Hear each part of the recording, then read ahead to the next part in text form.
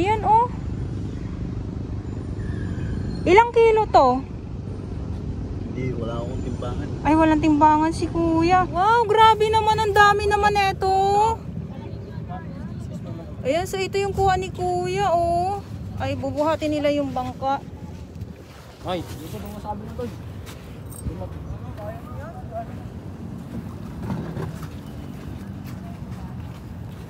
Yan, kape mo na yan. Pang ulam na yan, oh, kuya, no?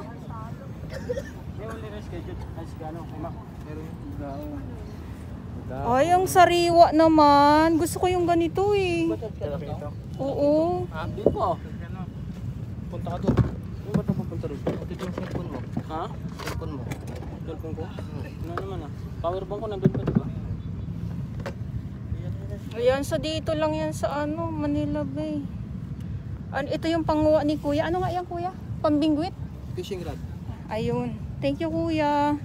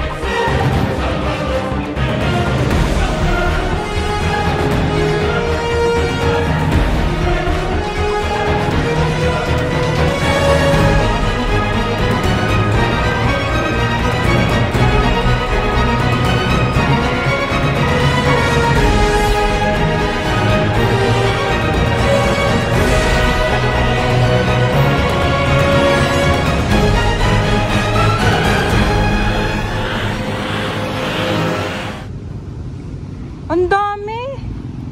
So doon sila kuya sa kabila, iba din. Ito iba din po ito ah. Dito yan sa laot no kuya no. Laot to. Ayan.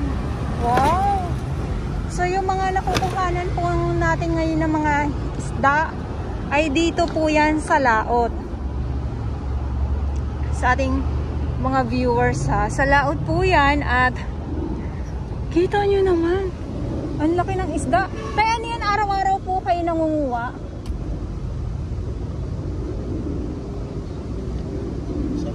Minsan lang. Ay. Minsan lang. Pero okay na din kasi may pang-ulam na din talaga.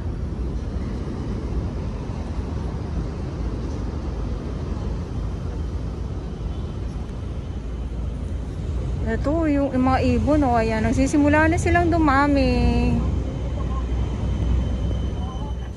Ayan, so ito yung mga nakuha nga ni kuya, sariwang-sariwa. Dito lang yan, so libreng ulam na dito lang sa Manila Bay. Ay, swerte naman. Pangsigang na.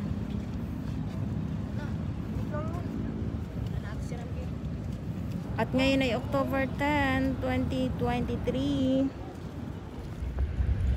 Yes, good morning at Manila Yacht Club po tayo at ngayon ay October 10, 2023. Ayan, so hindi lang doon sa mga isda na nakuhanan natin at ito naman po yung mga maliliit na mga tahong dito sa Dolomite Sand na kumakapit dito sa mga kabatuhan. Good morning po at sa mga babuhan.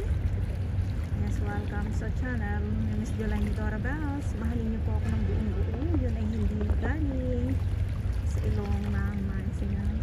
Darasuwa, nakakatuwa lang no, kasi halo-halong mga isda nga po ang nakukuha dito. At talaga namang kumbaga libreng pang ulam na, kasi pag yung mga ganong klaseng isda ay mahal po yun pag sa palengke.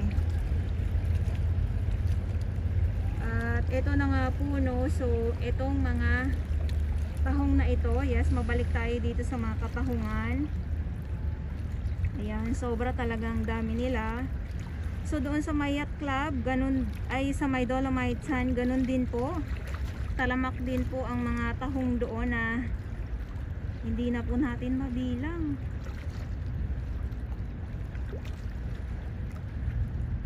Ayan,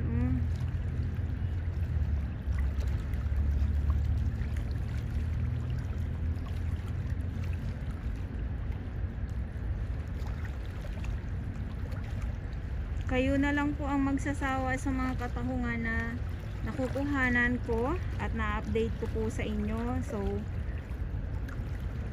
pasensya naman po kung kayo na ay nagsasawa. Ayan, so good morning. At sabi ko nga, Manila Yacht Club po tayo at ipasili po lang po kayo yung view ngayon dito sa Manila Yacht Club.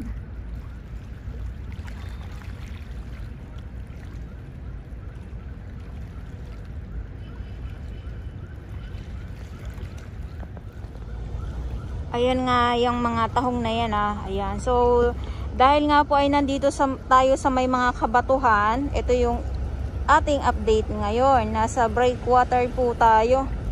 Ayan. So dito naman sa side na to ay medyo malinaw-linaw, at sa ibang side dito naman ay kulay brown. Gawa nga po ng yung ating langit nga po ay hindi din po maganda yung panahon, kasi kumukulog-kulog na naman at mamaya ay uulan na naman to, biglang bagsak na naman ang ulan.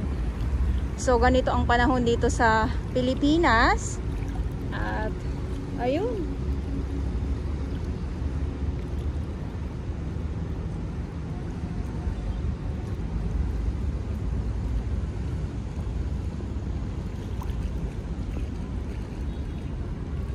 saan ka pa? Di ba lalayo ka pa kung dito lang naman? Libreng ulam na talaga.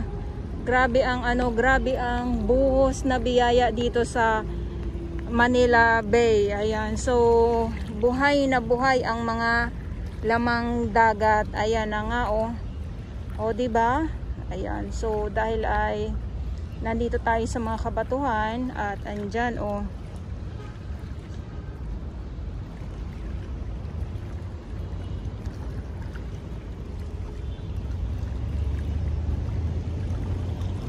at doon naman, andoon yung Dolomite Sand sa ating mga viewers. Andyan ang Dolomite Sand at ang ating Manila Bay Warriors. Araw-araw naman po yan. Nandito sila.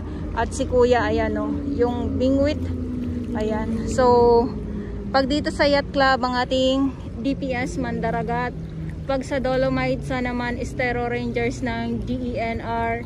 At ang ating MMDA at syempre yung ating mga volunteers, maraming salamat. At ang ating mga security guard at ang ating, meron din tayong bantay dito na MMDA po ating mga naglilinis. Ayan.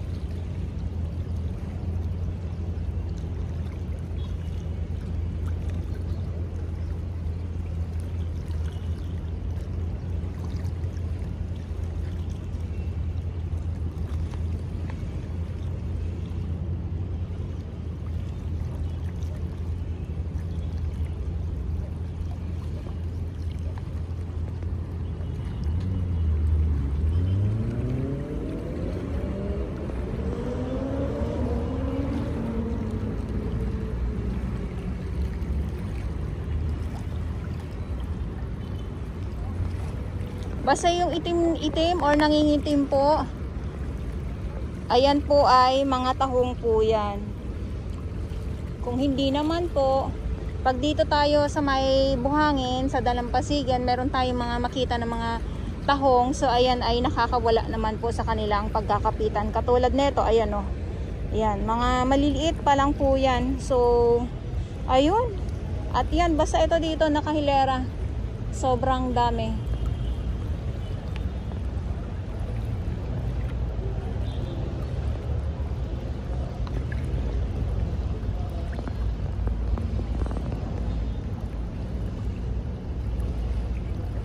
Pargo? Hindi, bakokok. Bakok. Kuya naman, niloloko mo ako. Pag maliit, bakoko pala yan. Pag malaki na, cargo na. Ah, ganun yan, tay? Oo, man. Kulit mo ah. Huwag na kakita. Ang laki naman ito. Ilang kilo niyan, tay? Mahigit makulang yan. Bakoko ba yan? Oo, oo. Bakoko na maliit pa yan. Yan, ito. Grabe yan, naabutan tayo ng ulan dito At panibago itong Ang kuha. pinapay tayo lang. Sige lang kuya, ay sarap naman yan. Nalaglag yung kutsi. Si kuya, ang dami nakuha Ito mas marami oh. Oo. Bangay. Grabe ni May kuya. 50 piraso yata yung huli na ito eh. Pang ano na din yan, pang ulam na talaga. Taman. Kuya, binenta mo yun kuya? Ganun yun. Ulam? Sarap ihaw nito. Nakita mo? Sobrang dami. Grabe. Pang ihaw na. Okay naman. Pang ihaw na. Kuya, anong gagawin mo dyan? Ihaw? Utang. Pulutan? Kanya, Grabe pulutan. talaga, pulutan Pulutan. Grabe talaga, pulutan Ayan, sabi ko nga dahil ay umulan So, yun. Talaga naman. Ang swerte naman. Magkamurin nyo.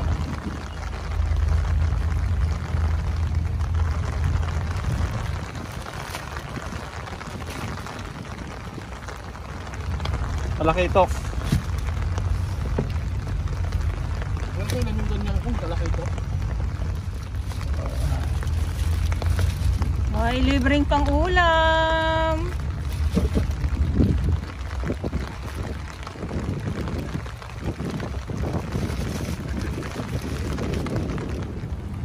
Ayan, dahil ay inabangan ko talaga sila kuya, no? Ayan, so naswertehan natin at nakuha na natin yung mga nahuli nila na mga iba't ibang klaseng isda nga po. So dito lang po yan sa may Manila Bay at sa ating ibang mga viewers, wala po tayo sa ibang lugar. At napakaswerte naman po, gawa ng ang lalaki. At sabi ko nga, yung panahon dito ay pasumpong-sumpong. Ngayon ay umuulan, umaambon. At sabi ko nga ay mamaya babagsak ang malakas na ulan.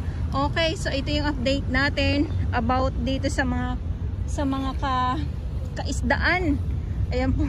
Ang dami, natutuwa ako kasi yung sariwa, tapos libreng pang ulam. Kung bibilihin mo sa palengke yung mga ganong klaseng isda, ay napakamahal at sarap ng inihaw. Kung hindi naman sinigang, hindi po ba?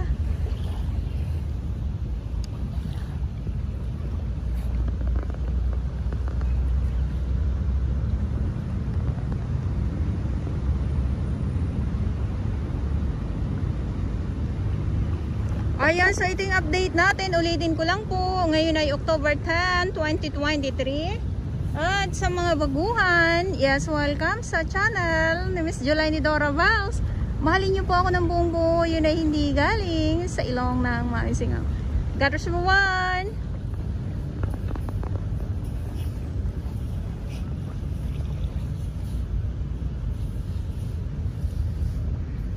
Maliligo na to. Ayan o. Maliligo na yan. Mapunta na yan sa